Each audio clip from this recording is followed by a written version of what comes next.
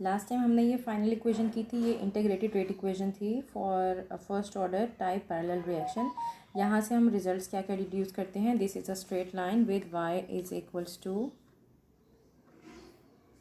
mx plus C. ठीक है, तो ये y हो गया और ये mx है।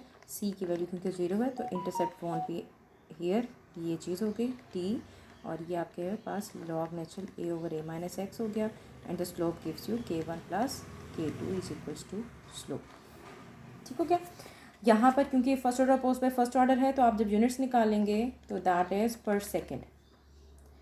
इसी के साथ हाफ लाइफ देखिएगा। हाफ लाइफ का मतलब ये है कि x is equals to a/2 for half life and t is equals to t half. k1 plus k2 into T, ये t हाफ हो जाएगा और आपके पास log natural a over a minus X आपका a ओवर 2 हो जाएगा। ठीक हो गया। इसको सॉल्व करेंगे यू विल बी गेटिंग, मैं यहाँ पे थोड़ा सा डिटेल में सॉल्व कर देती हूँ, 2a minus a over 2, so it becomes log natural a over 2, ये 2 पर चला जाएगा, you get log natural 2, a से कट जाएगा। ठीक हो गया। Log natural 2 means you have t half that is 0.693 over k।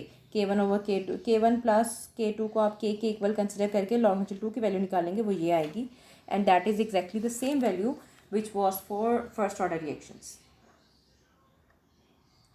ठीक हो गया। इसके बाद देखिएगा आपके पास जो इक्वेशन हमारी लास्ट इंटीग्रेटेड इक्वेशन थी उसकी हम सिर्फ एक्सपोनेंशियल फॉर्म में जाने लगे हैं।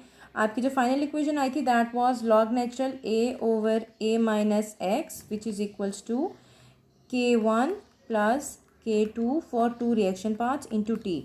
अगर हम लॉग नेचुरल को ख़त्म करें तो आपके पास क्या चीज़ आ जाएगी,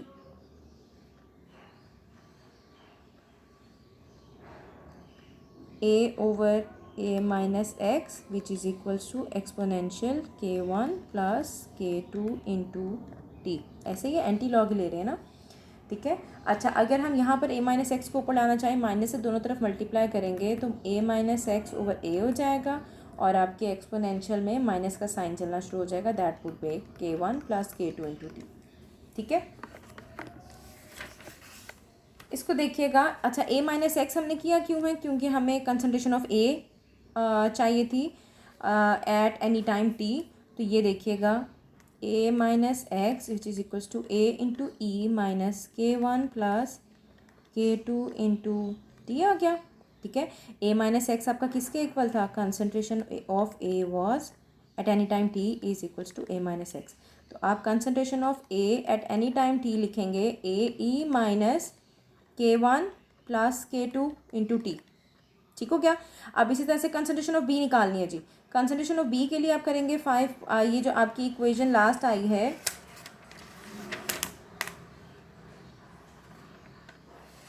आर बी वाली,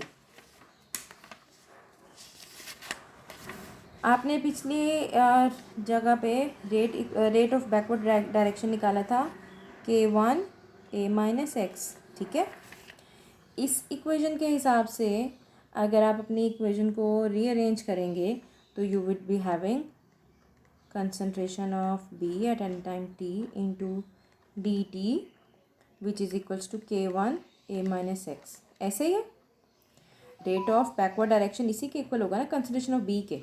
ठीक है, a माइनस एक्स की वैल्यू आपके पास आ गई हुई है जो आपने यहाँ पर निकाली थी। ठीक है, वो यहाँ पुट कर दें तो rate of backward direction is equals to k1 a e minus k1 plus k2 into T. ठीक हो गया। इसको इंटीग्रेट करना है, इंटीग्रेट करेंगे आपके पास पहले टी को उधर ले जाएं, उसके बाद इंटीग्रेशन स्टार्ट करते हैं। So we have differential of d b t which is equals to k1 a e, सब कॉन्स्टेंट्स एक साइड पे रख रहे हैं, k2। अब क्योंकि डी टी है और इसके साथ टी है तो ये दोनों एक साइड पे आ गए। ठीक हो गया। डिफरेंशियल इंटीग्रेशन एक दूसरे से कट जाएंगे, कंसनट्रेशन ऑफ बी आ जाएगी आपके पास at any time T which is equals to आपका इसको रिजॉल्व करने लगे हैं। इसको रिजॉल्व करने का तरीका ये है कि आपके पास ये एज इट इज़ लिखा जाएगा इंटू टी, और ये वाली पार अलग लिखी जाएगी -k1 + k2।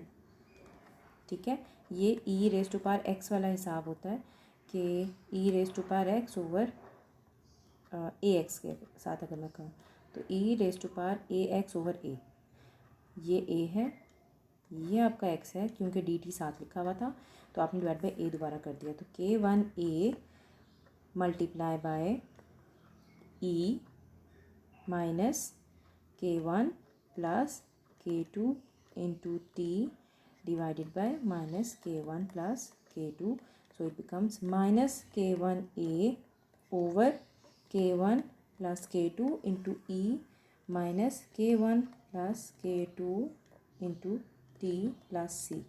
c के लिए आप क्या करते होते हैं, boundary conditions when t is equals to 0 and concentration of b at any time t is equals to 0, ये अप्लाई करेंगे। c ये वाली भी 0 हो गई, ये वाली टर्म भी 0 हो गई, आपके पास पीछे क्या बचा, k1a ओवर k1 + k2। ठीक हो गया जी।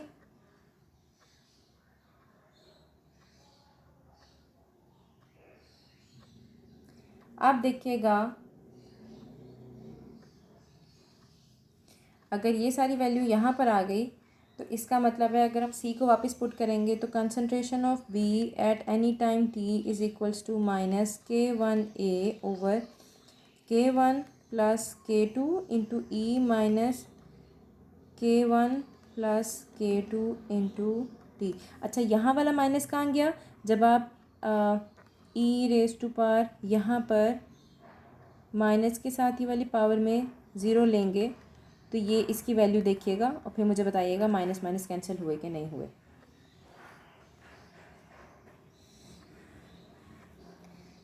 अच्छा जी, यहाँ पे आ गया आपकी value of C k1a over k1 + k2। यहाँ से कुछ कॉमन निकलता है, निकाल दें, k1a over k1 + k2 common आ गया आपके पास, 1 minus E minus k1 + k2 into T. ठीक हो गया, माइनस की वैल्यू नीचे ले जाएं, 1 minus 1 over E k1 + k2 into T. ले जी, ये आपके पास आ गई कंसनट्रेशन ऑफ बी। ठीक हो गया। अब कंसनट्रेशन ऑफ सी का मतलब है आपके पास ये प्रोडक्ट थी, पहले आपका रिएक्टेंट की बची हुई कंसनट्रेशन आ गई, उसके बाद आपके पास कंसनट्रेशन ऑफ वन प्रोडक्ट आ गई, concentration of second product D C at any time T over D T is equals to k2 into A की वैल्यू आपके पास आ चुकी है, वो पुट कीजिएगा, उसको इंटीग्रेट करना है, इंटीग्रेट करेंगे आपके पास वही सी की वैल्यूज़ पुट करनी है। सी की वैल्यूज़ का मतलब यह है कि कांस्टेंट में आपने टी इज इक्वल टू 0 और अब आपने concentration of c is equal to 0 कह देना है। जब आप ये करेंगे तो आपके पास concentration of C at any time आएगा k2a over k1 + k2 into 1 - 1 over E k1 + k2 into T.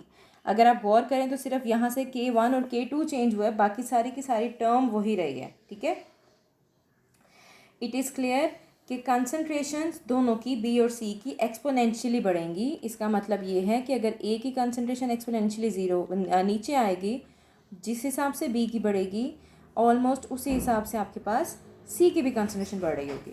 ठीक हो गया, यहाँ तक आपके पास ये आपका पैरेलल रिएक्शन का एक केस हुआ है, that is first order parallel reaction, और ये सारी कंसनट्रेशन हो गई हैं। इसके साथ आपने सेकेंड ऑर्डर पैरेलल रिएक्शंस अभी तक ये अब यूनिवर्सिटी में नहीं आया है, एक दफ़ा गो थ्रू कर लें उजाला, आपने इसको चेक करना है कि ये कभी यूनिवर्सिटी के एग्ज़ाम में सेकंड ऑर्डर पैरेलल रिएक्शन आए, अगर नहीं आया तो आप सिर्फ फर्स्ट ऑर्डर पैरेलल रिएक्शन पर ही अपनी स्टडी को रोकेंगे।